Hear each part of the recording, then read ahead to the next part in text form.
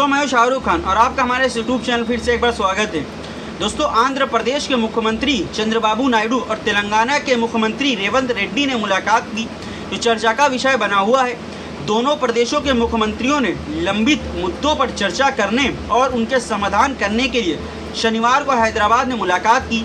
जून 2014 में आंध्र प्रदेश का विभाजन हुआ था, यानी टुकड़े हुए थे, जिसका एक अलग टुकड़ा तेलंगाना का निर्माण हुआ था। इसके बाद से ही दोनों प्रदेशों के कुछ मुद्दे हैं। तेलंगाना के सीएम रेवंत रेड्डी और एन चंद्रबाबू नायडू ने शनिवार शाम को बेगमपेट में ज्योतिराव फूले प्रजा भवन में मुलाकात की। रेवंत रेड्डी के साथ उनके डिप्टी भट्टी विक्रमार्क और वरिष्ठ मंत्री डी श्रीधर बाबू और पूनम प्रभाकर भी थे। वहीं चंद्रबाबू नायडू के साथ मंत्री के दुर्गेश, सत्य कुमार यादव और बीसी जनार्दन भी मौजूद थे। दोस्तों आगे बढ़ने से पहले हमारे यूट्यूब चैनल को सब्सक्राइब करें, इस वीडियो को लाइक और शेयर करना ना भूलें। अब बढ़ते अपनी आज की खबर की तरफ। दोस्तों दोनों के साथ उनके संबंधित मुख्य सचिव और अन्य आईएएस अधिकारी भी मौजूद थे, जिन्होंने एक दूसरे से अपनी मांगों और अपेक्षाओं पर पावर पॉइंट प्रेजेंटेशन भी दिया। तेलंगाना सीएमओ के सूत्रों ने कहा कि बैठक दोनों प्रदेशों के बीच मतभेद दूर करने के लिए थी।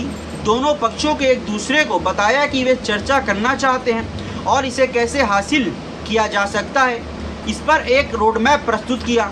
उन्होंने उन मुद्दों पर भी चर्चा की जहां केंद्र के हस्तक्षेप की आवश्यकता है, जैसे गोदावरी नदी और कृष्ण नदियों के पानी का बंटवारा होना हो।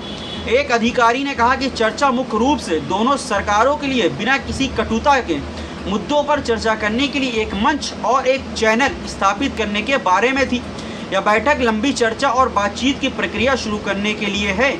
बैठक में मौजूद अधिकारियों के मुताबिक दोनों मुख्यमंत्री पुराने दोस्तों की तरह मिले और बातचीत की मेज पर बैठने से पहले एक दूसरे को गले भी लगाया।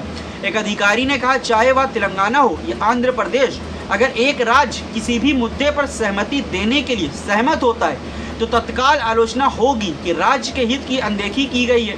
यही कारण है कि जगन मोहन, जो आंध्र प्रदेश के पूर्व मुख्यमंत्री थे, वाईएसआर जगन मोहन रेड्डी, और केसीआर, जो तेलंगाना के पूर्व मुख्यमंत्री थे, के चंद्रशेखर राव, अपनी बातचीत को आगे नहीं बढ़ा सके। इन दोनों संपत्तियों और नकदी के बंटवारे जैसे मुद्दों के समाधान का मतलब कुछ चीज़ों को छोड़ना होगा।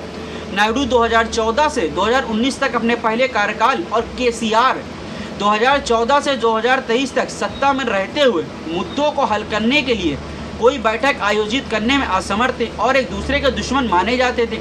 अब जगन मोहन रेड्डी 2019 में सत्ता में आए तो केसीआर ने उनका स्वागत किया और दोनों राज्यों के अधिकारों के बीच कई बैठक भी हुई, लेकिन गतिरोध जारी रहा। जब नायडू के टीडीपी के नेतृत्व वाली एनडीए ने हाल के चुनाव में भारी बहुमत के साथ जीत हासिल की तो रेवंत रेड्डी, जो तेलंगाना के मुख्यमंत्री हैं, उन्हें बधाई देते हुए एक फ़ोन कॉल में दोस्ती का हाथ बढ़ाया और कहा कि दोनों राज्यों को आंध्र प्रदेश पुनर्गठन अधिनियम 2014 से संबंधित लंबित मामलों को सुलझाना चाहिए, यानी जो मामले पेंडिंग थे 2014 से। वहीं नायडू ने सकारात्मक प्रतिक्रिया दी और 2 जुलाई को रेवंत को एक पत्र लिखा, जिसमें 6 जुलाई को हैदराबाद में बैठक का सुझाव दिया गया था। दोनों राज्यों के बीच कम से कम 14 मुद्दे लंबित थे, यानी पेंडिंग थे, जिनमें दोनों राज्यों तेलंगाना और आंध्र प्रदेश के द्वारा एक दूसरे पर बकाया बिजली बिल का भुगतान करना हो, 91 संस्थानों का विभाजन यानी बंटवारा करना हो और नकदी और बैंक जमा का बंटवारा भी शामिल है। नकदी और संपत्तियों के प्रभावी बंटवारे से यह धनराशि मिल जाएगी जिसकी दोनों राज्यों की कल्याणकारी योजनाओं के लिए आवश्यकता है। दोस्तों आपको आज का ये वीडियो कैसा लगा नीचे कमेंट करके हमें ज़रूर बताएं और हाँ वीडियो अच्छा लगा तो वीडियो को लाइक और शेयर करना ना भूलें। इस चैनल को हमारे सब्सक्राइब ज़रूर करें ताकि इस तरह की राजनीतिक घटनाओं को और ख़बरों को हम आपके सामने रख सकें।